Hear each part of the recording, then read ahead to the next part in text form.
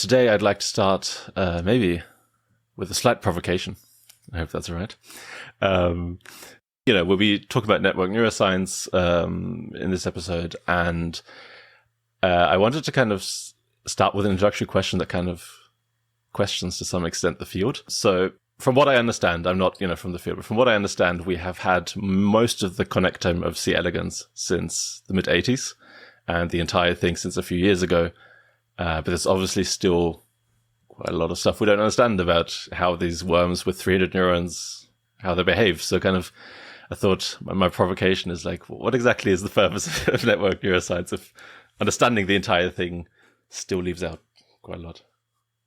Yeah, I think it's like genomics. It's never going to give us the full picture, right? The way I think of connectomes is it's a constraint. It's a network constraint on possible kinds of interaction. It doesn't prescribe everything. If you know how the wheel of your car connects to the drive shaft connects to the actual wheels on it doesn't tell you how the car drives, but it places some constraints on the way you can interact with the car, the way the car functions, the way it ultimately works. So I think connectomes are a lot like that. They constrain which parts of the brain can. I'm going to use this word kind of loosely, like talk to one another, communicate with one another. There's no ability to communicate in the absence of a direct connection. It's not entirely true, but that's kind of the game that we play. So it constrains communication. It constrains how signals propagate in the brain, and it's putting some limits on the space of all possible activation profiles that a brain could have, on the repertoire of brain states. And I think understanding how the wiring enacts those constraints is still a really important and frankly unknown question. With C. elegans, like whole brain imaging is only a relatively recent advance. So we've had the connectome, but now we can situate it alongside stimulation studies that record from hundreds of neurons in a behaving worm. So I think it's still an open question. And what is the connectome going to contribute and exactly how?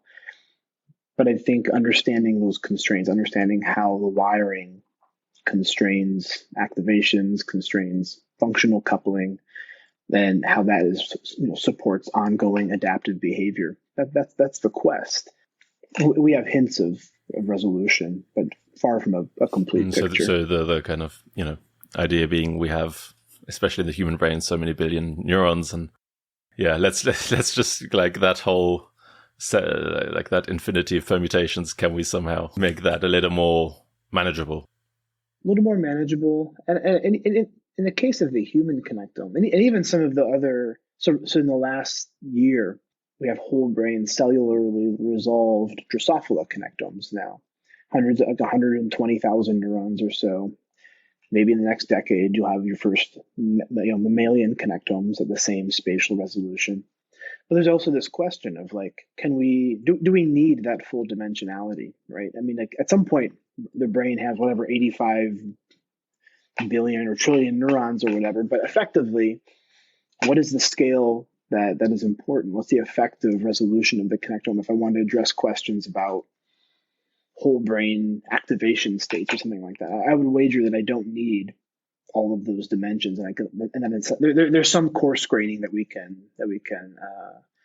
take advantage of to hopefully again address some of these big questions about what the connectome is doing. Mm-hmm. I like to this was more like a little introduction to the topic in a sense. I'd like to kind of now get into the topic via the way you got into it. And I have to admit, I'm a little bit confused when I look at your CV. It doesn't look like a completely linear path. So it is hardly linear. So just, my question is basically, how do you go from physics to human biomechanics? And then, what I especially found interesting is that at first I thought, when I saw human biomechanics, I thought, oh, maybe this is like, I don't know, the department called it this, but it's actually something different. No. Then I saw your supervisor, when I wrote it down, your supervisor's most cited paper was about high jumps probably, or something dynamics like that. of the shoulder and elbow joint. of the throwing Yeah. arm during Okay. a baseball Okay. pitch. Yeah. Yep. So Yep. very much biomechanics. And then somehow within a few years of that, you find yourself in the lab of one of the most cited neuroscientists working on like a hot Yeah. emerging topic. How exactly did that happen? Yeah, so it's a weird story.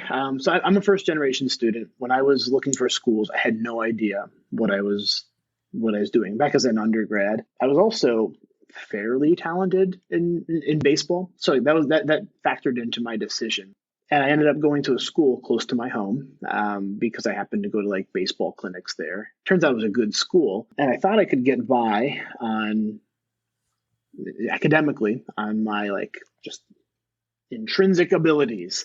So I majored in physics because I liked it and I was really good at it in high school, but I did not try very hard in college. I failed lots of classes, and part of this was like misalignment of priorities. I played baseball. I thought it was the most important thing on earth, and it came at the expense of my academics. Like I said, I failed. I think I failed differential equations the first time I took it. I failed quantum mechanics the first time I took it. And it was just like an immaturity issue. I mean, honestly, that was the biggest problem. And it took me a long time to kind of right this ship, so to speak. But and when I was graduating, when it came time to graduate, so I didn't have good grades. I didn't really know the process of graduate school. I had a friend I was rooming with at the time, and he's like, "Yeah, I'm taking the GRE." I'm like, "What's the GRE?" Like, I thought professors were just like people who really liked teaching, and I just stuck with it or something. I didn't know what that trajectory was like. What is the GRE for non-Americans? The graduate readiness exam or something like that, some acronym. And it's historically the scores have been used to kind of tier people into grad school. If you have a higher score, ostensibly you're better prepared for graduate school. Although that's not really true, of course. Like a lot of standardized tests, it's pretty biased. So I was totally unprepared for that. I didn't really know what I wanted to do. So I thought, hey, I could combine baseball, this thing that I really liked, with physics, this thing I used to like, but turns out I'm not really good at the in academic sense. But it took me a year. I went to community college, kind of like brushing up on biology courses. I got a little more serious about my academics at that point. Community college was really useful because it wasn't Oberlin, where I went to my undergrad. It was a little more chill. Like I felt smart again, which was good for my confidence. And then I got into a biomechanics program a year later, and I wanted to study the mechanics of baseball, specifically pitching. I don't know what you know about baseball, but like it's really expensive. Like the players earn millions and millions of dollars, and especially the pitchers, people who throw, they put a lot of stress on ligaments in their arm and their shoulder. So if you could figure out ways to spare injury or just understand what the heck is happening from a physical standpoint, from a mechanistic standpoint, you'd stand to save people lots of money. And so I got my master's. I even wrote a couple papers. They're out there. They're not on my CV. I kind of like hide these things because, like you said, you look at the CV and it's like, what the heck is this? This really stands out. And I even stuck around after my master's. I said, well, I'll try a PhD. And I shifted a little bit. So I was still in biomechanics, but I was doing a little more like motor behavior.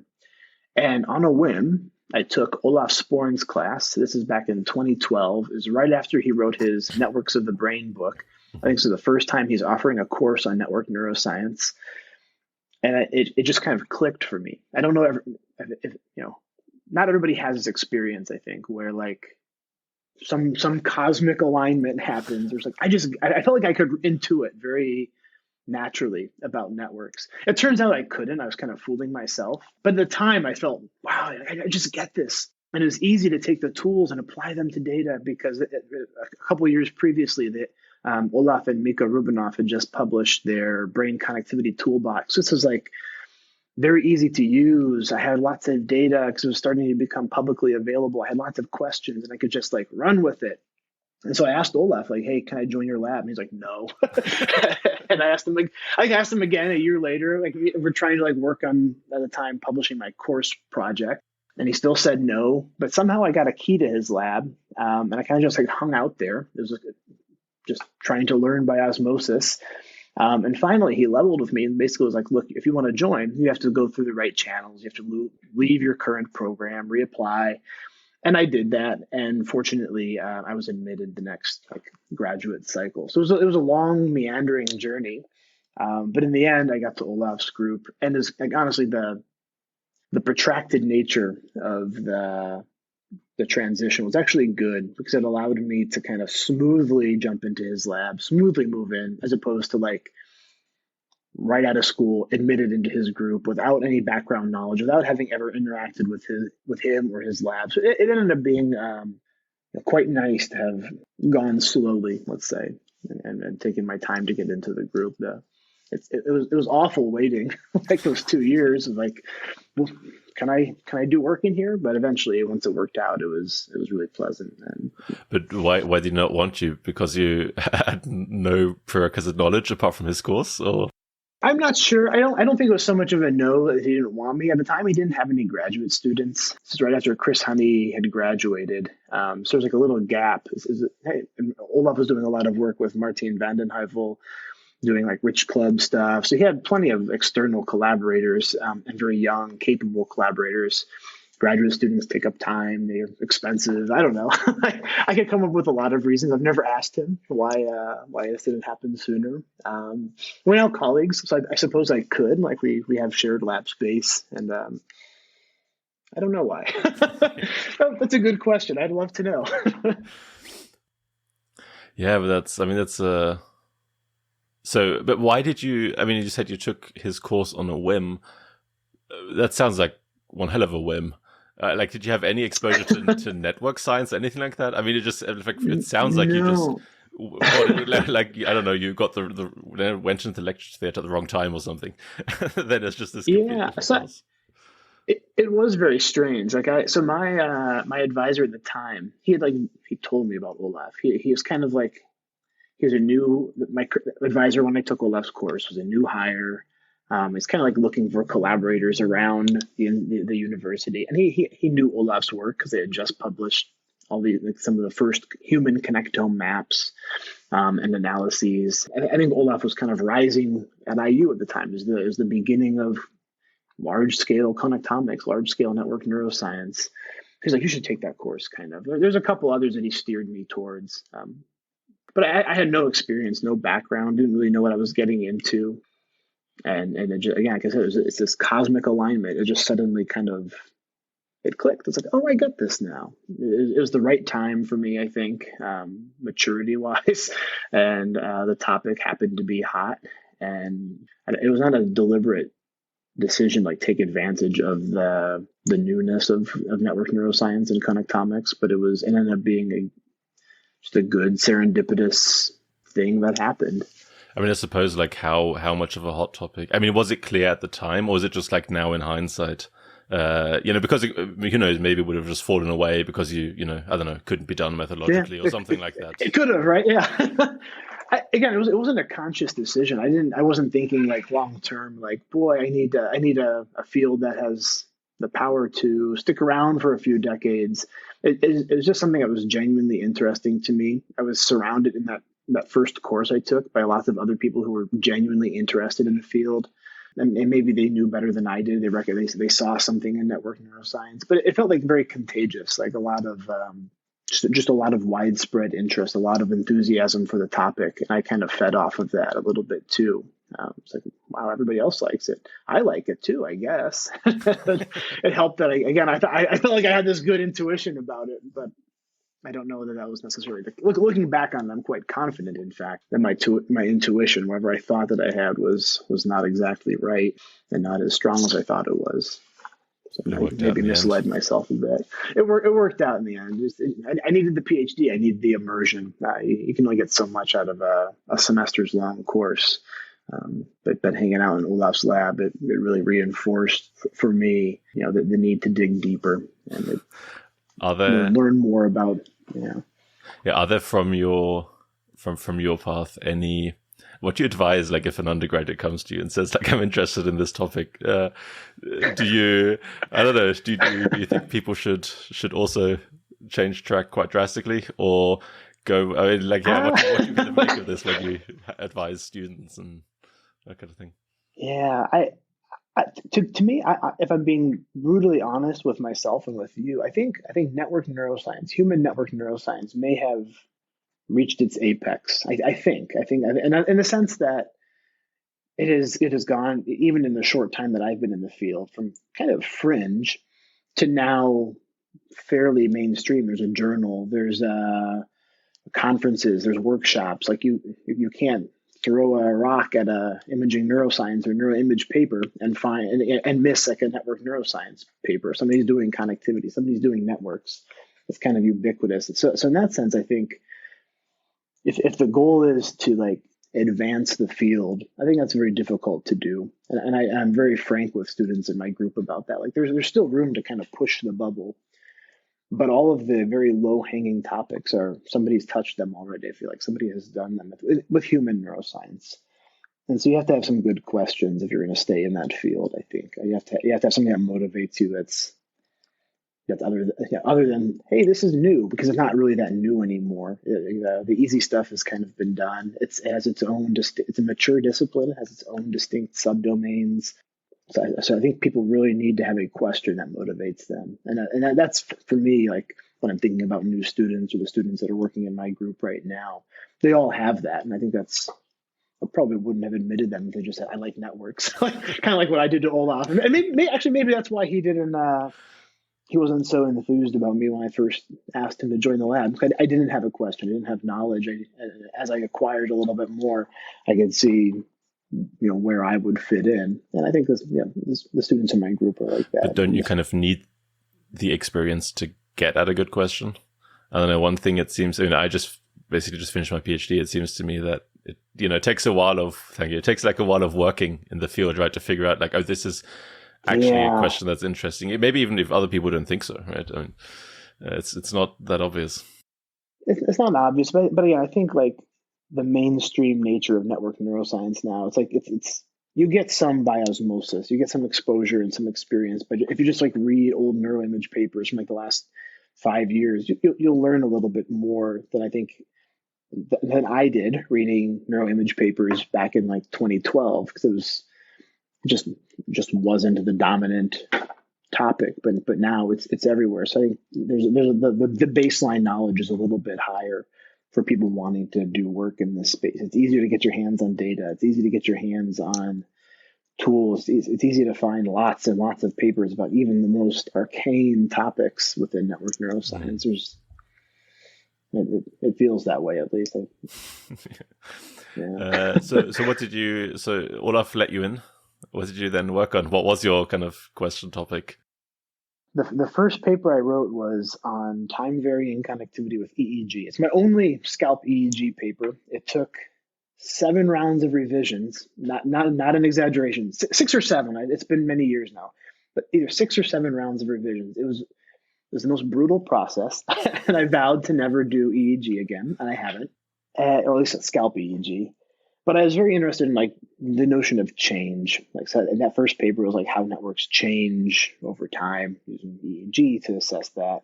But I'm still very interested in change, and that was ostensibly like the theme of my thesis was different timescales of network change. So we did a lot of work on the so-called dynamic connectivity, these like rapid moment-to-moment changes, in usually functional connectivity. But we also started looking at longer time scales, like development and ultimately the human lifespan too. So we did some early work in like lifespan changes and differences in structural and functional connectivity. And that kind of that theme has really stuck with me even to up to this point. Yeah, we did a lot of dynamic things back then. Yeah, it's funny. It seems to me that that's kind of a classic, like in a way, second generation research in the field topic. The first is like what are networks. The second is like, how do they change? How do they change? Exactly. And like even generationally, like if you look at like some of the original, I say original, but like the human network neuroscientists, the first people doing human network neuroscience, it's like, well, Olaf and Ed were right there at the beginning. There's other people around, and Olaf and Ed probably being the most visible.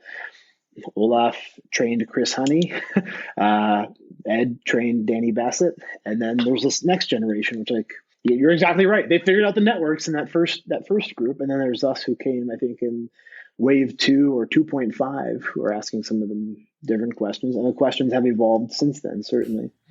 Yeah, I mean, so you mentioned the that you worked on different scales of network.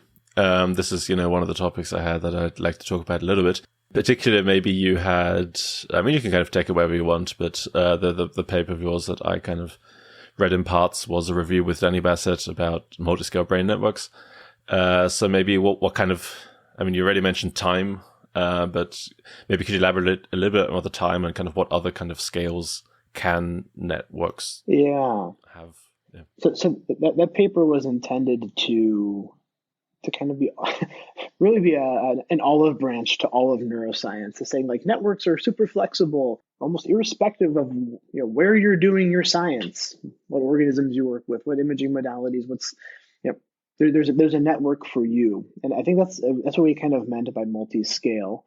And in that paper, we outlined several axes that we thought could be considered scales along which we could embed any network analysis. So you mentioned time, right? We can think about networks changing, like a single network changing over a very rapid time scale, like sub-second reconfigurations, all the way up to time scales of the human lifespan. So very, very short to very, very long. But we can also consider spatial scales. And we talked a little bit about this at the beginning, right? There's a nanoscale or microscale connectomes, where the nodes represent individual neurons or cells, and the edges typically represent synaptic coupling between pairs of cells. The finest possible scale that we usually consider. But there's also coarser versions of the network, of brain networks. There's like the so-called mesoscale, where we kind of build interareal maps of axonal projections. This is often done invasively. A good example is the Allen Institute's mouse connectome they've made publicly available. It's viral tracers in a lot of mice, and they get aggregated then by area. So, if we put a tracer in area X, you can kind of figure out where the projections from that area are to other areas. And that's still invasive. And then at the very coarsest scale, there's, of course, diffusion imaging data and tractography, which we can acquire non-invasively. So those of us working with human data, and human subjects, this is really exciting.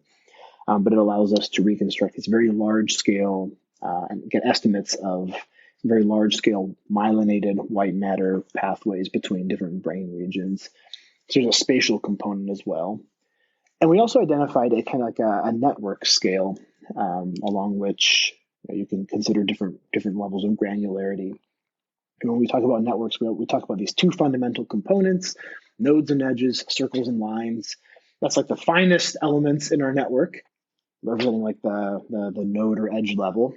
But we can also consider the network as a whole. We can look at things like make measurements on the mean shortest path. On average, how many steps does it take to go between any pair of nodes?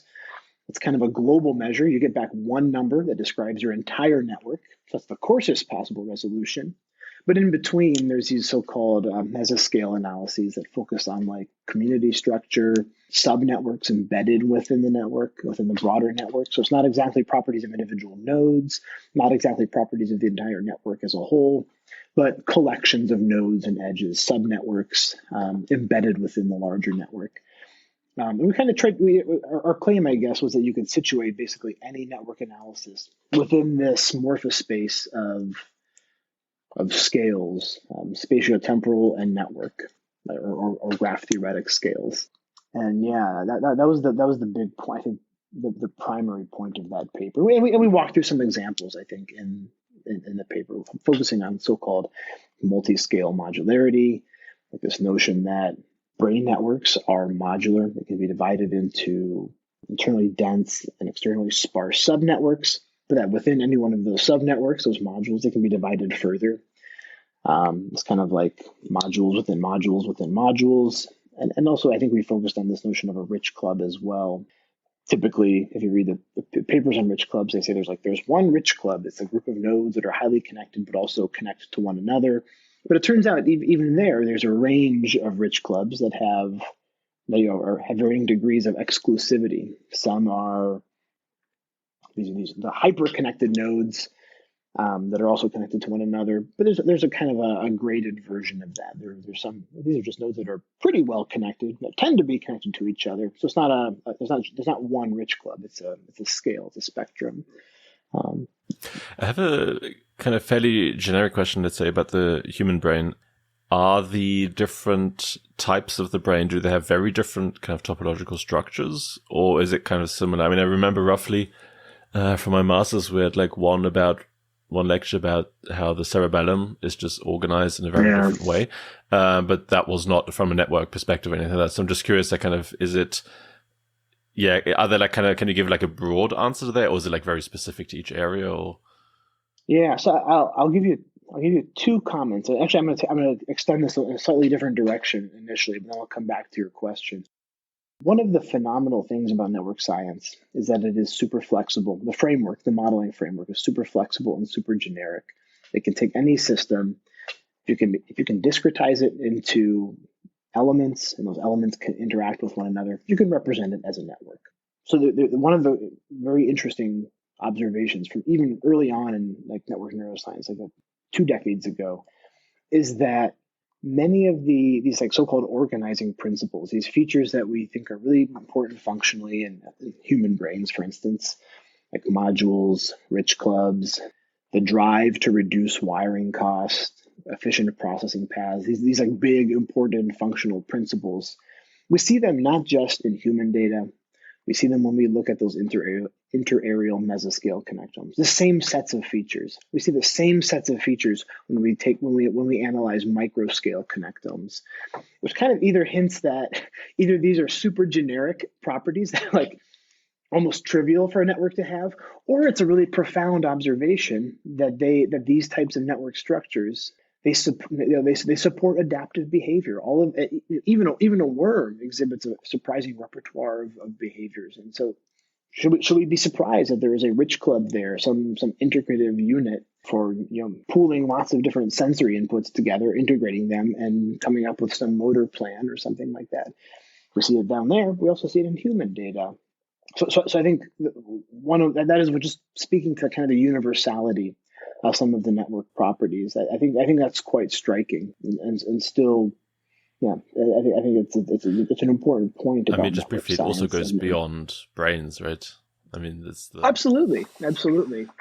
Yeah, I mean, like circles and lines. If you can take a system and represent it as discrete elements that have pairwise relationships, then you can study it, you can model it as a network. And in fact, some of these same organizing principles seem to be pretty ubiquitous across all real world networks, or the majority of real world networks. Small worldness probably being the most obvious property then. So right? I mean, like from that perspective, as you said, like it's not that surprising that brains would have them in general. Because it seems like any kind of complex, any like network that leads to some sort of complex output or something like that, seems to have. I agree. I agree. It's also like early on network neuroscience, there's like this big flurry of papers that have kind of like small world. But now I think it's the field has pivoted a little bit, and they understand that some of these findings, some of these properties aren't that spectacular in some sense.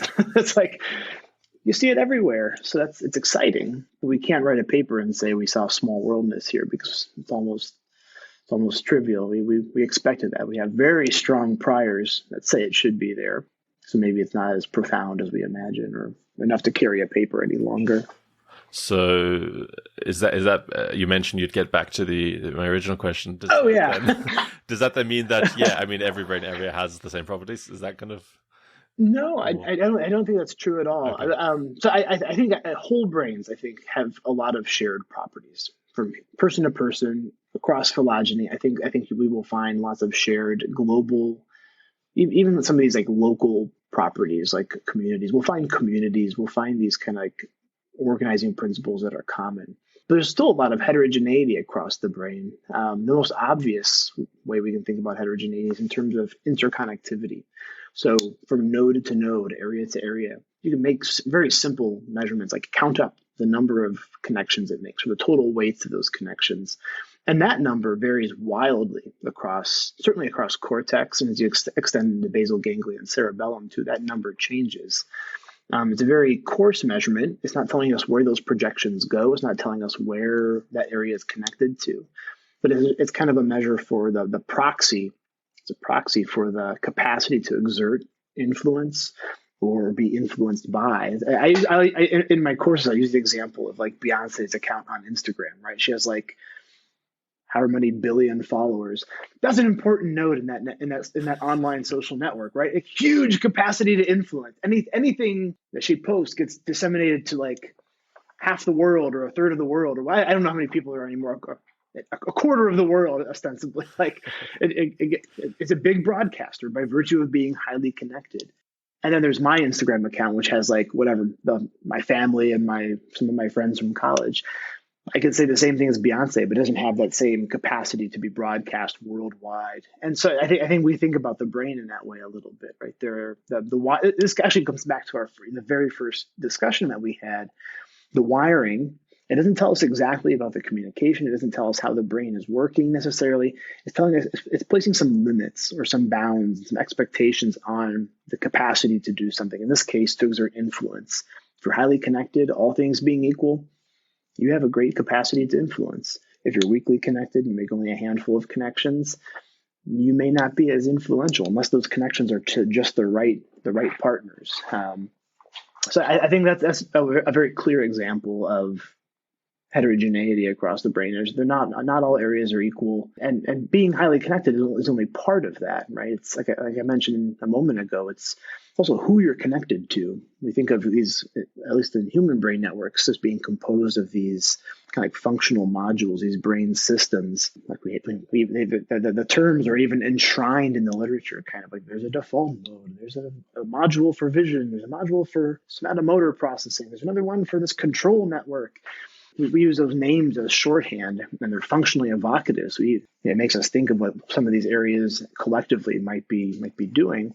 But you can be very weakly connected, but if you form a bridge between some of these systems, you might not be influential any longer, but you're this highly integrative position where you have the capacity to interlink information, say, processed in a visual network with motor information or auditory information. And now you're important, but in a different way. And of course, this measure of importance varies across cortex as well. And so it's not just dependent upon the number of connections you make, but really how you are positioned with respect to some of these so-called functional systems or modules. I think that's another big insight that human network neuroscience has contributed.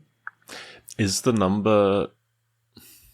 I'm wondering, I mean, especially in the human brain, like I was wondering whether maybe then some of the metrics you mentioned, like how many connections something has, whether that's then quite misleading or can be it to some extent, because I mean, I don't know whether this is true or not, but if you take like a sensory processing area, it probably has, it's super important for that one thing to give it to other things. Yeah. But in this network, it might not come out as that critical. Yeah, this is why we have this multitude of network measures and why they've gained so much prominence. The number of connections indexes one possible function, the capacity to influence, but it's not giving you the complete story. The measure that indexes how you're positioned between modules, the participation coefficient, can give you complementary insight. Other measurements based on how important a node is with respect to, like say, a communication process unfolding along the network. Like how does a node tend to appear on lots of shortest paths? That's its betweenness centrality. Tends to be correlated with its degree, but it's not a one-to-one correspondence. You can find a node that's positioned exactly between two modules. So anytime they want to talk, the path has to go through that node. But it doesn't have to have lots of connections itself. So there's a tendency for some of these measures to be correlated, but you can find near orthogonality if you allow for lots of measures to be considered. If you consider lots of measures, they're not always correlated. They can give you unique insights, I think, into the architecture and hopefully brain function too. Mm-hmm. Just a kind of brief aside, are these networks measuring, is it always neurons or is it also astrocytes? Or I don't know much about astrocytes, but I once took a course where they said it was very important. Yeah, highly neglected. With the human data, it's neither, right? Because you usually work with whole brain data. We usually want a whole brain, and at that resolution, there's only a handful of techniques that can grant us a whole brain. MR, EEG, MEG, it gives us a whole brain picture. but the voxels themselves are, a couple millimeters by a couple millimeters, and somewhere in there, there's hundreds and thousands of neurons. So for human data, it is never neurons. So there's a question of, if your research questions require neuronal connectivity, well, maybe you should find a different organism than humans, because we don't have those data and probably won't for a while. The connectomes that I am aware of at the micro scale, where you in principle could have astrocytes or glial, other cell types, they've all focused on neurons, generally speaking. So I don't know. I mean, it would be an interesting question, and I'm sure somebody is thinking about networks of this type, but I'm not aware of efforts to build those kinds of maps. But it would be interesting. I agree. I think maybe we could talk about this at some point later on in this discussion, but I think network neuroscience is actually poised for a revolution or a renaissance of sorts. Well, we've done human MR, and networks are based on human MR for 20 odd years now. We're getting close to 20 years. And the networks we reconstruct are imprecise. MR is noisy. It's a very coarse scale. Functional MRI, which has been really the workhorse, is a slow assessment of a slow signal that is an indirect measure of neuronal population activity.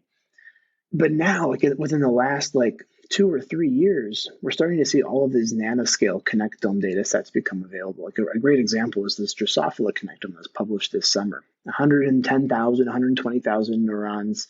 The techniques are, I'm sure, being scaled as we speak to mammalian data, or eventually will be. But it's going to be a second round for network neuroscience. So I think it's delivered on some of the promises with the human data, but there's a lot of, again, coming back to our first question, what are we going to do with networks if we had one? What can we learn? And I think there might even be an incompatibility of scale with some of the tools in the human MR data that isn't such an issue when you go down to the nanoscale, where the units, the neural elements, the neurons are more or less unambiguously defined. The notion of a path in a neuronal network, I think, has different meaning than it does in a human network. So a path in a neuronal network is literally a multi-synaptic pathway. In the human network, I don't really know what it means if I'm going from region to region, and it takes me 3 steps along white matter. This partly depends on how we coarse grain our data, how we choose to parcellate human brains, and it's not as obvious what the correct parcels, the correct neural elements, the correct nodes in our network should be, I think. So I'm quite excited about these new data that are going to become available and are becoming available at the nanoscale. I think our field is poised. We've developed lots of tools, lots of techniques, lots of intuition, but it's poised to start investigating these really fine scale data. And there's really a kind of a put up or shut up. Can we learn something with all these tools we've developed? If not, then maybe we need to start thinking about our tools too. The network neuroscience framework, build a network science for neuroscience. If that makes sense. Do you still see a future in MRI network neuroscience then, or is it? I mean, let's say, yeah. Is it high resolution is going to solve the thing, or is that just a bit more precise of the same thing? I think for me, I'm speaking in a very biased way here, but I think the future of human MRI, and maybe part of the error along the way, but the future, I think, is the precision mapping. I think it's these dense sampling studies where we have lots and lots of data from individual brains. And just like we do with monkeys, like when you can publish an N of 4 study with monkeys, and you have a deep knowledge of that individual. They repeat tasks thousands and thousands of times. They get their little sugar droplets, their juice. But human MR historically has really washed away a lot of that inter-individual variability for the sake of really the ease of analysis, forcing everybody's brains to look like a template brain, warping my brain to look like yours so that we can compare, choosing the same sets of parcels, the same sets of nodes. Again, it facilitates analyses, it facilitates comparisons, but it also obscures, I think, some of the meaningful inter-individual variation. And some of the dense sampling studies that require lots and lots of data from a very small number of individuals. I have some hope that there is that kind of holds the key, that general framework. And I think about it like in terms of like precision medicine. Like if I went to a physician, I really want them to prescribe to me drugs that work for me. Yeah. Right? They need, and to do that, they need to know my medical history. They need to know my family history. They need to know about me. And I think, when we take a human brain, we can do something similar like that, right? If I know enough about your brain, I can hopefully tailor a treatment, tailor an intervention for like a neuropsychiatric disorder based on like detailed knowledge of an individual's brain. And it also just informs our understanding of variation between individuals too. Like I think that part is very much clear already, that one brain is not the same. Two brains rather are not alike, and those differences are meaningful, systematic, and I think can inform some of the translational aspects of network neuroscience. And ultimately, we're not going to do single cell resolution for the clinic. I think, right? Like we need something that we can get us. I don't do clinical work, but my understanding is it's very difficult to get patients in the magnet. It's very difficult to get them in the magnet for a long period of time. So I mean, it's got to be short. It's got to be something that's easy to do. And MR still might be the easiest, but we're not going to get single cell resolution anytime from a clinical cohort, right? Like that would be that's way down the pipeline, I think. Yeah, I mean, it's interesting that, as I mentioned before we started recording, I just talked to Peter Bandettini, and I also asked him like kind of question like what he's most excited about. And I think, if I remember correctly, or at least he mentioned it a few times throughout the episode, he was really interested also in this like deep, detailed measuring of individual people and that kind of stuff. And I think in parallel, there's changes. I think in how in the acquisition, people are fine tuning the acquisition, fine tuning the magnets. 7T is becoming more widespread, which has a promise of reducing the amount of time needed to we have somebody in the magnet to acquire good data, and resolving structures that are not obviously resolvable with the traditional 3T magnets. So I think that's kind of in Peter's wheelhouse a little bit, but it's I think that's also a very exciting development. Yeah. Are you I've always been, I don't know exactly why, but I've always been really fascinated by these new MEG systems that come out, the OPM MEG. I guess the part of the why I'm fascinated by it is because it just, takes a huge machine and puts it in the size of a helmet. But is that, how much does MEG allow you to do with network neuroscience? Because I guess in terms of, you mentioned, for example, with patients, it might be difficult to get them in the MRI and that kind of stuff, but that then obviously impedes with some of the progress you mentioned about like deeply understanding someone's brain. Do you think that's something like the MEG system could be of use, or is it not really the data you need for at least network neuroscience? I have to be brutally honest. And MEG is one space, like one data modality I have literally never, ever touched. I know there are lots of, so for me, I'm a very like in the weeds kind of PI. I've carried that over from grad school. Like I reserve judgment until I like touch the data and like had some experience with it. I know there are lots of people who do MEG, and I suspect there's even people doing network analyses with OPMs or data acquired. I don't know enough about it to say much more. It seems useful. It seems like it circumvents some of the issues associated with like scalp EEG in terms of the ability to reconstruct sources and the phenomenal temporal precision. But I couldn't honestly give you I wouldn't want to give a strong answer here. It's outside of my space for sure. Yeah, I guess you don't have to be an expert on every imaging modality in every species. Yeah. I wouldn't. Honestly, I would hardly call myself an expert on the imaging modalities. Like that's one of the peculiarities of my group is that we're kind of data parasites, right? We piggyback on lots of other people's extremely hard work and deep understanding of the acquisition and the pre-processing and the post-processing and the network reconstruction. We're almost like data scientists in some sense. Like we have, depending on who I'm talking to, I'm either a network scientist with a neuroscience problem or a neuroscientist with a network science problem. But we in the grand scheme, the enterprise of network neuroscience, we're really at that tail end, like after everybody's acquired the data, done all of their thoughtful quality checks and processing. We do some processing. Now it's safe for you to use. Yeah, exactly. We're very much end users, and we love our collaborators who are doing the acquisitions, doing the data collection, and working with human subjects, and every intermediate step. But we benefit, and I think they benefit too from our downstream experience and abilities. Like, Hope so. yeah, I've collected myself the data for one study, and I kind of told myself after that I would never do it again, unless I'm like, just not your thing, or it was a really odd study, and maybe it was the nature of the study that itself that kind of pushed me away from it. But when I was at Penn for my postdoc, at the very end, somehow I got interested in the gut microbiome. I don't know why. I thought like, this would be really fun to do, and so we actually got a seed grant to collect some data, and I really appreciate that Danny let me do this because I really didn't have the experience or pedigree that should allow me to do this. But they were like, go collect the data. And so I did the MR, but it's a microbiome study.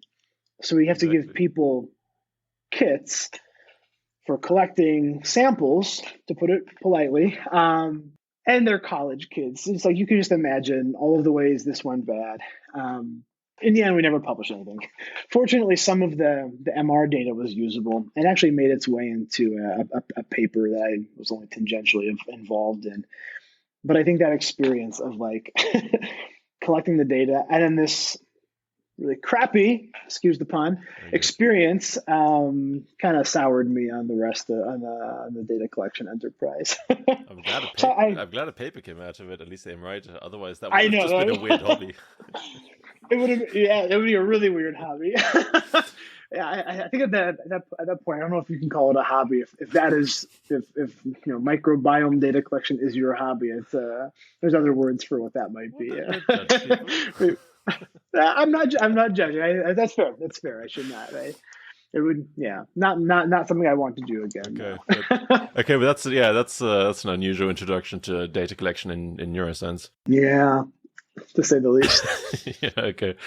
But kind of one question I have is that like during data collection, I'm assuming, I hope, you learn something about your data and about what you're doing. And I guess you are by default kind of missing out on that aspect. Do you just go, well, everything has a blind spot and that's mine? Do you just talk a lot to the collaborators about how they collected it, or how kind of do you deal with it? I think it's a little bit of both, to be honest. I think my lab recognizes that there are things that we do very well, or at least I think we do better than the typical lab, and that's the network modeling. I like to think because we're a small lab, we're also not, we don't bend to the current trends, so to speak. We get to explore kind of the network neuroscience questions that are of interest to us. We get to do the network neuroscience. We're very good at that, and it's kind of exploration, curiosity-driven research. But that means that we can be good at that and probably not other things. And the acquisition is something that we are keenly aware of current trends in acquisition, how careful we need to be with data and quality. But it's also something that people get PhDs in. There's labs that focus on that. And if we can align ourselves or work with groups who are very careful about their data and how it's acquired and how it's processed and how they do quality assurance, that's when I think when the collaborations work the best. And I think that's where we fit in, right? It's finding good collaborators who do thoughtful research and understanding that we don't have to undertake every aspect of the research pipeline, right? We show up at one point, we can do our analyses, and hopefully our collaborators, and in discussions with them, we talk about this, but like they're thinking about the data that we're analyzing downstream. I think Olaf put this best, like, when I first started in his lab, I'm going to curse here, but this is what he said. It was like, you put network neuroscience is not magic. Shit in, shit out. If you put in bad data, the insights you get are also going to be bad. The network neuroscience isn't a rescue for, it doesn't salvage bad data. And it's just as susceptible to any other technique to crappy data. If you give it something bad, you're going to get the bad results in the end. So I think we're keenly aware of that. And for us, it means finding good collaborators, paying attention to what other people are saying are artifacts or issues or ways that, say, like motion creeps into your data. So we try to be thoughtful about that in short. How do you find a good collaborator of that sort? I mean, let's say there's, it doesn't have to be network neuroscience, but you're just trying to do some sort of theoretical work. You're not collecting data, but you're very good at data analysis, that kind of stuff. How do you find someone who does do the data collection well? How do you identify that? Especially if you don't have the expertise yourself to judge it. Yeah. I think a couple of ways. I think like on one hand, we've had collaborations where it's like literally your reputation precedes you kind of thing, where it's like this is a group that has historically been very thoughtful in this space, like with processing and acquisition. And we really like what you're doing in this paper. Do you have any interest in tagging along, helping us out here? So we've worked like that. But I think just for collaborations in general, I don't like doing science with people I don't like. There's very few people I dislike, but I like, another way to put that is I like doing science with people I enjoy doing science with and just talking to and like hanging out with and chatting with. So when we look for collaborators, we're also looking for that a little bit too. Somebody who's like not a pain to work with. There's lots of people who do good science, but who are just kind of assholes. Like, I don't want that. Like, I want nice people. We try to be nice too, and we promise we'll try. I think that's our strategy for collaborations. Like, can we mutually benefit? Is there a way to mutually benefit? And if so, are we going to get along and have fun doing it in the process? And if so, that's usually a recipe for a good collaboration. Yeah, I guess especially if you like the people and like talking to them, you're also, I'm assuming, more likely to find out kind of much more about the data than if you're just like, just tell me the necessary thing and leave me alone. Exactly. Yeah, I think that's actually a good point. I've been on both sides of this where like you really just want somebody for one very specific thing. Like, I need to detect communities in my networks. Like, I've been that person for people before, but it's not personally satisfying. And I think we've also done, we've had similar collaborators where we've asked, like, look, we really need you for just one narrow thing, like one thing you do really well. We can add you as a co-author in the middle. I hope they never feel bad about it. Like, it's not as exciting a collaboration. I think it leaves people feeling a bit jaded and maybe a little bit used too, which isn't fun. It's not fun science. Yeah, I guess as long as it's fine, it's like clear from the beginning what you're looking for. That's right. Yeah, that comes with a conversation too, right? It's like having a good rapport with somebody. If we're having a conversation, we probably don't hate each other to start out with, and it's more likely that we'll have, we set these good boundaries and expectations, and agreed. Okay. I wanted to ask a little bit more about, I guess, network neuroscience itself, and a little bit about the future. Which is also notoriously difficult to predict.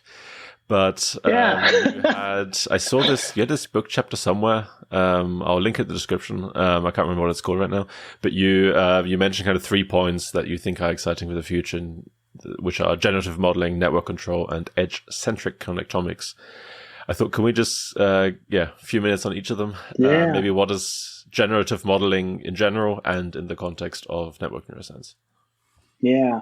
So generative models are basically minimum descriptions, like a set of rules or a set of processes that seek to generate data that ideally looks like your own data, right? So like generative model is a set of rules or a set of processes that when you run it, it gives you synthetic versions of your own data.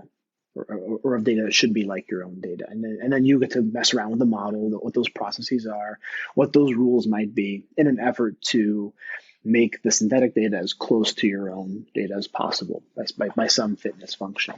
And so this is something that we were really excited about in the context of brain networks.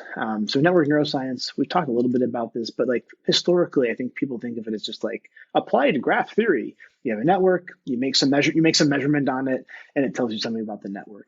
And I think there's an element of truth to that, but it's also kind of dissatisfying because those measures are just descriptive, right? It's like you calculate the small worldness of your network.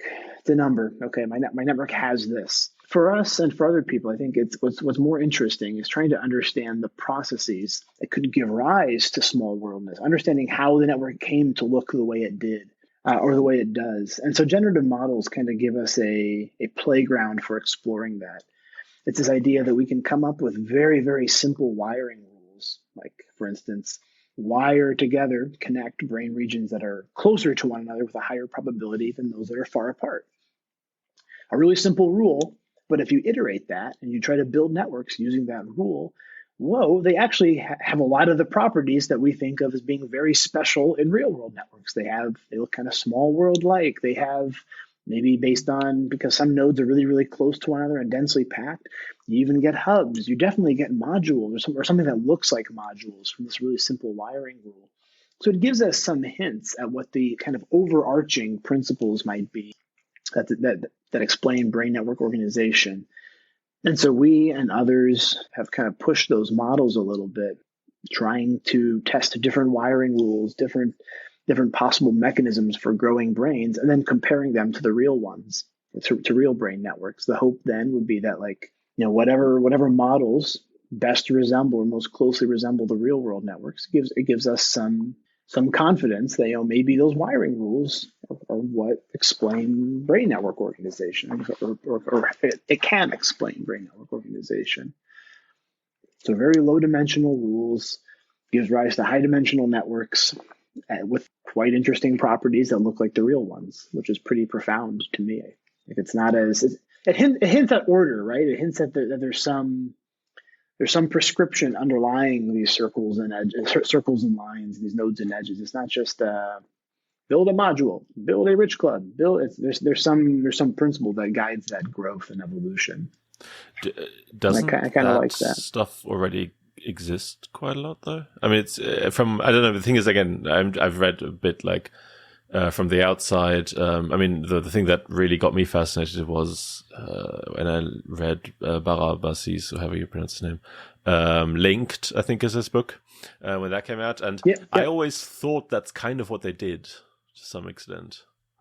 So this is a really great point. So some of the earliest and best known generative models are like Barabasi's preferential attachment model. It starts with a core set of highly connected nodes, and then it adds new nodes to that, and they connect preferentially to the highly connected nodes in the existing network. And you just iterate this many times, and it gives rise to a network that has a heavy-tailed degree distribution, which is really what they were trying to replicate at the time. They observed that real-world networks don't have Gaussian distributed degree distributions. Why is this? Can we come up with a model that explains that? And that was back in 1999, their effort to do that. So the Watts-Strogatz model, this other famous model of small world networks, is a generative model of how we go from complete order, a totally regular lattice network, to a network that has small worldness, like a high clustering and short path length. And there's lots of models along the way. Part of the shortcomings of those specific models is that they really don't match. They're very stylistic, but they don't match some of the details that we know matter for brain networks. Space being one of the huge issues. Depending on who you talk to, the geometry of the brain plays either it is the singular factor that shapes the large scale organization, or it is a very big factor that shapes the topology of large scale brain networks. And there's gradations within those two, between those two extremes. But the Barabasi-Albert model doesn't care about space. It's totally disembodied. And same thing with the Watts-Strogatz model. And some of these other generative models that have come along from network science proper that are super generic. And they have their own spatial versions too, geometric random graphs being a clear example. But we need models, I think, if we want to understand the brain. Taking the network science stuff right off the shelf doesn't always, lead us. It doesn't give us quite the insight that we want.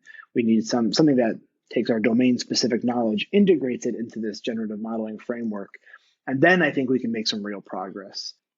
And there's a group actually at Cambridge right now who's doing. I mean, it feels like every other week they have a new model on this, or a new variant of it. So they've added weights to the generative models.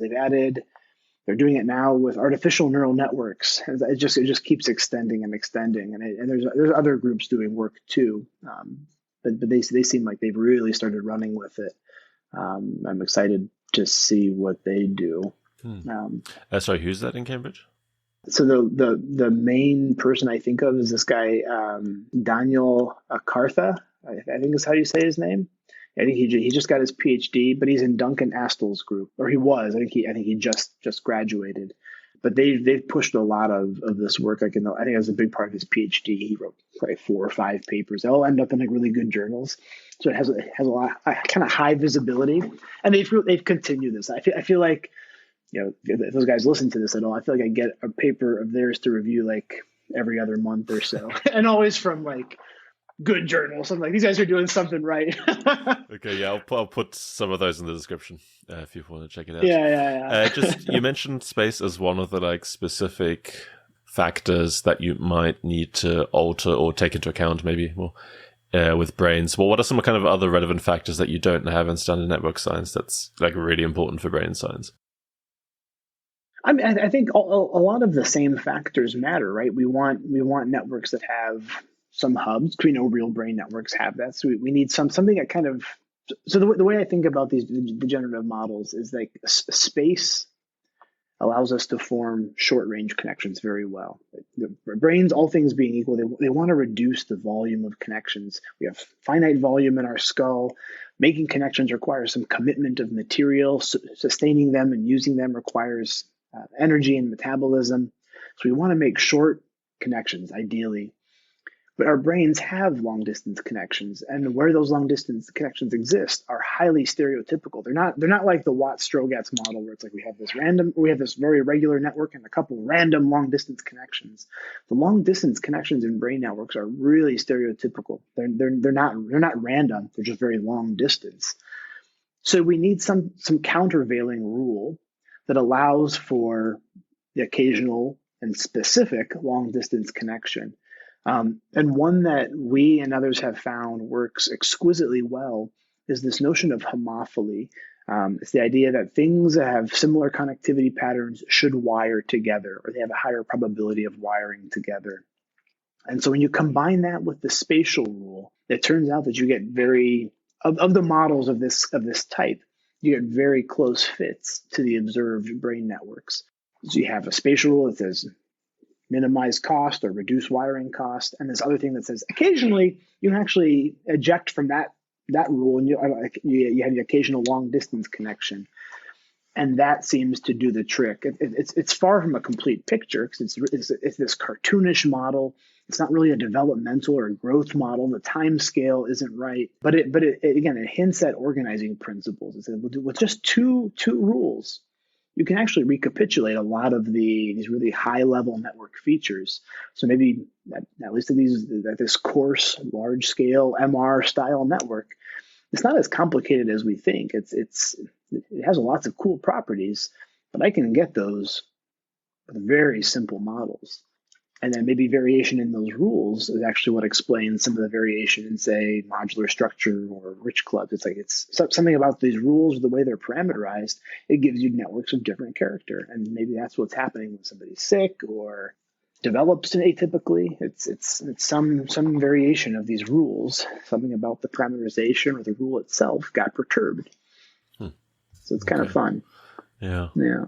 Okay, so that's generative modeling. Network control. Again, what's that briefly? How do I control a network? Yeah, I mean, you said it. That's basically the idea. Imagine we have a network, a connectome, for instance, and our activation patterns or instantaneous firing rates or something like that. It defines a brain-wide state. Your brain is in a particular state at an instant in time. I know when I do a working memory task, I tend to elicit a particular pattern of activation. How could I how could I drive my brain into that pattern? So I have some arbitrary state that I start in. I know there's wiring, and I know the wiring matters for how signals propagate. If I wanted to ping my network with some input signals, and I have a target state in mind, what should those input signals look like? And that essentially is what the network controllability and network control framework is concerned with. Tailoring those input signals, deciding where they should go, where you should drive the brain, how many signals you need, and is it even possible to enact this particular transition from one brain state to another? Because there's some brain states, given certain constraints, that are not accessible. And essentially, that is what network control is asking. can I drive my brain from its current state into a desired target state with minimal effort or very, very low effort? And effort in this case being like the amplitude of the input signals over time, like the integral of their amplitude over time. So it sounds like a really theoretical space, and in some ways it is.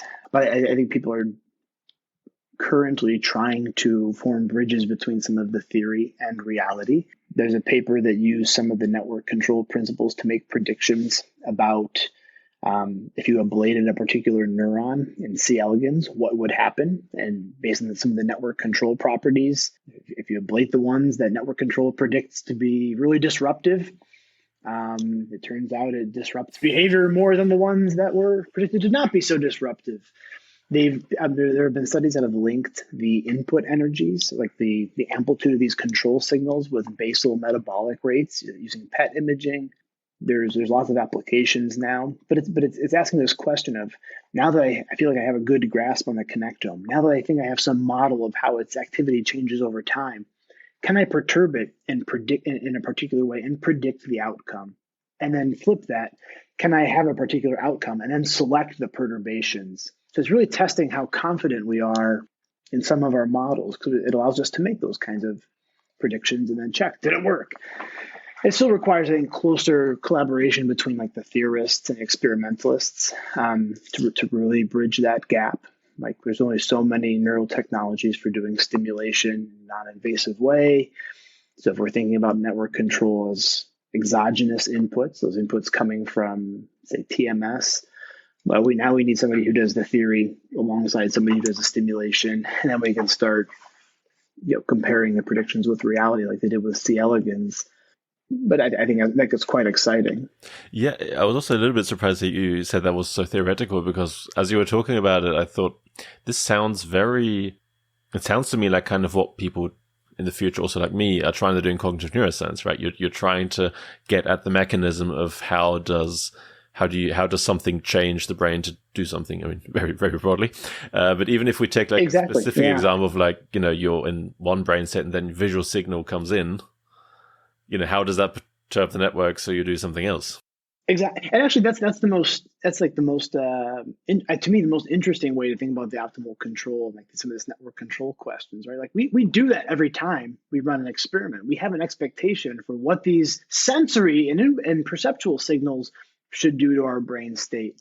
So it's a little, I think that part is very real. The part that's kind of like science fiction still, like so some of the theoretical models imagine like, okay, well, if we had 150 stimulation sites, what would those signals look like? And I think that is where it's gone a bridge too far, right? It's like we don't have the ability to stimulate the entire brain at 150 different sites with sub-millimeter precision and no bleeding, from that site to any nearby sites. Like that part is still very science fiction-y to me.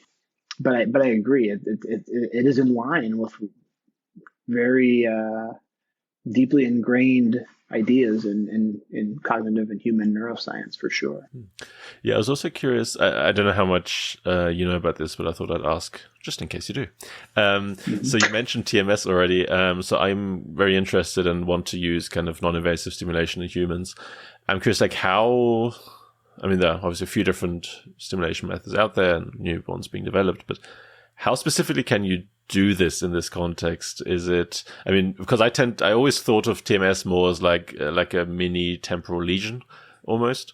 Yeah. But yeah, I'm just curious, like whether you have an opinion, like how precisely you can use these tools in humans to actually do this precisely.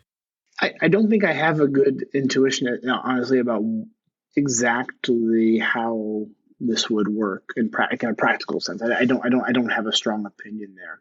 That being said, I just went to a brain modes workshop in Hamburg, just like a week and a half ago or something like that. I heard a beautiful talk, and I can't remember the speaker's name. He's at a group in Finland doing multi-locus TMS. And they're specifically thinking about it in the context of spreading along white matter. And I have a note somewhere. I'm still kind of recovering from that trip. It was like less than, a week and a half ago. I came back. Kids were sick. I had another trip. but I have a note to reach out to him because I'm very interested in this too. Like, because that particular flavor and the way he described it, it was very much in line with the way I think of signals propagating and spreading along white matter from one part of the brain to the other, and trying to deliberately drive the brain into a particular state. And they're doing multi-locus versions of this. They can stimulate multiple sites more or less simultaneously with different stimulation parameters, and they can combine to have different, different orientations and different directions. And it was really inspiring. I just haven't had the bandwidth to get back to him. What's his name? Risto something. Why can't I think of his last name? Yeah, I'll put it if they have something. Okay. I'll ask you. I'll send you an email and then I'll put it in the description. Sure. Yeah, they had a preprint. The good thing is Finnish names are always easy to identify. So that's right. You can tell which ones are in Finland. Absolutely, yeah. Okay, so the final one is edge-centric connectomics. Just briefly, kind of, what is that? So this is something we did. We started pre-pandemic, and then all the papers came out during the pandemics. We didn't get a lot of feedback on it, but it was essentially a little trick that we discovered. It turns out other people had discovered it before us, but maybe didn't fully capitalize on it. We wanted to kind of flip networks. So rather than thinking of nodes connected to one another, think about edges connected to one another. I know it sounds silly, like why would you ever do this? But it turns out if you build these networks that are edge networks, you get a lot of interesting things for free, like overlapping communities and some things like that. So we thought about ways to do this, and we discovered that if you take the bivariate product moment correlation, it's really like it's really the product of two z-scored time series. If you add it up and normalize it, you get a correlation, you get a functional connection. If you don't do that, you get this co-fluctuation time series, and it's telling you at every moment in time how these two time series, which come from two different brain regions, are co-fluctuating together. You get an instantaneous estimate of their connectivity or co-fluctuation. From that, you can build these edge networks, but it also gives you frame by frame, moment by moment resolved time varying connectivity without any windowing, without any blurring, smoothing kernels or anything like that. And so we've been pushing that a little bit for the last 3 or 4 years, trying to see just how far, what we can use this added temporal precision to learn about the brain. We've discovered these brain-wide events. Again, it turns out other people discovered something similar before. One of the added advantages of the edge-centric approach is that these edge time series, these co-fluctuation time series, they're exact decompositions of functional connections. If you add them up, you get functional connectivity back. But so we can actually investigate how these individual moments in time contribute to the whole brain static network. And so we've been doing a lot of work in that space, studying individual differences, some of the theoretical properties, and trying to build some understanding of what this additional complexity, going from nodes to edges, actually buys us. And I think we have evidence that it enhances identifiability, makes in some cases, the brain fingerprint stronger of an individual. We show that in some cases it can improve. You can use it to improve brain behavior associations, things like that. And there's some new work that's going to hopefully come out really soon. So this is my little teaser that actually puts this all on some very strong statistical foundations, which was kind of nice. Okay. Yeah. At the end of each episode, I ask recurring questions. First one is, what's a book or paper you think more people should read? It can be famous, not famous, new or old. Just something you think more people should read. So I bought the book a while ago, but it's Grace Lindsay's book on AI and artificial neural networks and intelligence. And I wish I had read it sooner. So I have a student who's very interested in like artificial neural networks working in my lab. And like for me, the conversations it's always difficult to keep up. Like my training is not in that space. He's super bright and like does lots of just talks to me. And I just have to trust that what he's telling me is true a lot of the times. But this book was written at such a level and with a lot of historical descriptions. Like this is where we are now, and this is the 200 years leading up to our current understanding of artificial neural networks. I have that, and I went through that a few months ago. Again, I bought it, started reading it, didn't finish it, but finally have gotten through it again. It's not that bad of a read. It just took me a long time for like professional reasons and having 2 kids to get through it. But it was a really phenomenal read.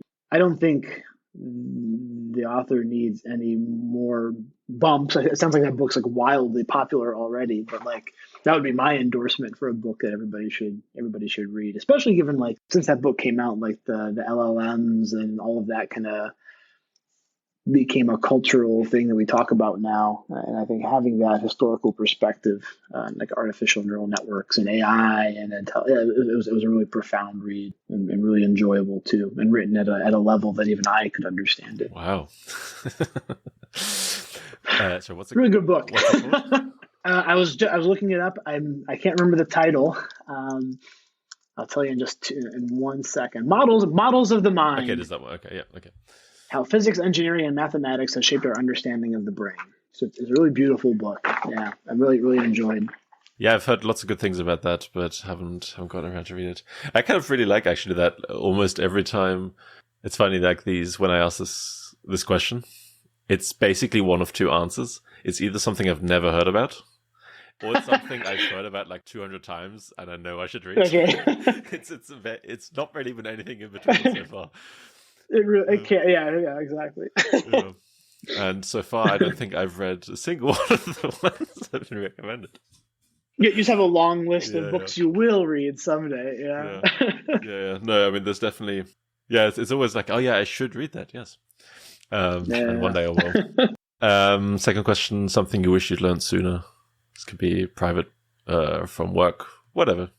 Yeah, I think I wish early on, I wish I had known that it was okay to not have an answer to something. I think I thought all smart people had all answers. And so when I encountered people who didn't have an answer to a question, I regarded them as like, oh, they must not know their stuff.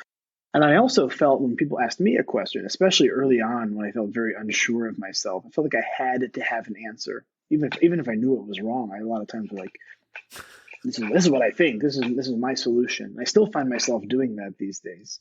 Did you do it today? But far less than. I don't think so. I probably made some crazy pronouncement early on that I'll regret about the future of imaging or neuroscience or something like that. But no, I do it far less now, and it's something I wish I had taken seriously early on. Like you don't have to have an answer. In fact, admitting you don't know something, it's actually quite useful. It serves as an impetus for a new project or trying to learn something about it. About a particular topic, and it just also reinforces that we're people, right? Like not everybody, very few people have the answers to everything. Well, nobody has the answer to every question. Very few people have good answers to most questions, even if they say they do. So I think being able to admit that you don't know something is really profound, and it takes you on a journey, the process of like trying to figure it out. If you want to learn that, and you don't know, it's probably it's probably going to take some time, but you might learn something new along the way and maybe get some resolution ultimately. Yeah. But I guess it's especially useful to know why you don't know something, like what part you don't know. Because exactly. then you're pretty far along the way already to actually understanding some of it at least. Yeah, if you know why you don't know it, now you have a pathway for trying to figure it out, right? You know the first step at least. Yeah, agreed. Okay, and final question. Yeah, advice for PhD students, postdocs, people on that kind of transitionary period. Yeah, be bold. I guess that's kind of silly. It goes without saying, but like take on projects that seem uncomfortable. This is true in network neuroscience, where I feel, and I mentioned this in the beginning, where I think our field is getting crowded. It's very difficult to stand out. It's very difficult to find some new knowledge. It's not something that nobody else knew. And I think it requires being bold and like maybe not doing I have a clinical cohort. I have my healthy controls. I'm just going to do a case control study because I know I can write the paper. It'll get out. I can just keep writing papers of that type for the rest of my career. But I think like trying to do something bold and original. It's not always safe, right? Because like our field tends to reward. Otherwise, it wouldn't be bold, right? Our field rewards productivity. We have like whole indices that tell us how good we are because we write a lot of papers or something like that. But I think like it's easy to build a little empire of bad papers. I think it's or mediocre papers, let's say. But I think doing something truly bold requires some vision, and if you can do that, then you have a chance to change the trajectory of your field, or at least at least get yourself a job, right? Like you have a way of standing out, right? Like yeah, well, I was about to say, isn't doing the kind of slightly uninteresting low risk project, isn't that perceived to be the path to get a job?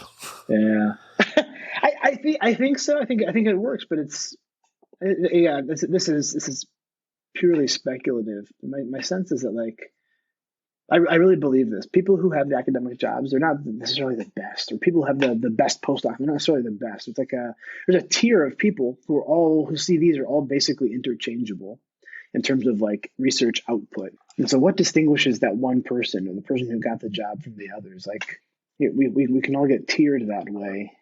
Is it just a flip of the coin? Is that I know I'm not the best person for this job I have now. I can say that very confidently. I just happened to get in at the right time. So how do you get into that tier and then nudge yourself out so that you stand out? And I think that still requires some bold thinking and doing.